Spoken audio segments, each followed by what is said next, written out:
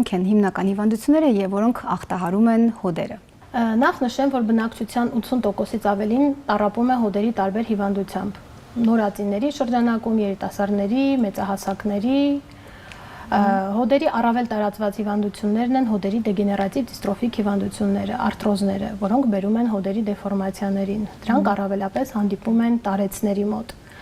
Հաջորդ մեծ խումբը հանդիպող դրանք բորբոքային բնույթի հիվանդություններն են արթրիտները, որոնք կարող են ունենալ տարբեր ծագումներ։ Ունենում ենք նաև հարհոդային պարկերի բորբոքումներ, բուրսիտներ, նյութափոխանակային խանգարման բնույթի հիվանդություններ, ինչպիսին են օրինակ պոդագրան, շատ հանդիպում են նաև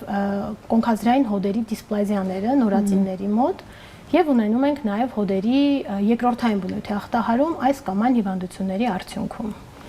Իսկ որոնք են այս հիվանդությունների ախտորոշման համար հիմնական հետազոտման մեթոդները։ Այս հիվանդության ախտորոշման մեջ ամենալայն կիրառումը ունի ռենտգեն հետազոտությունը,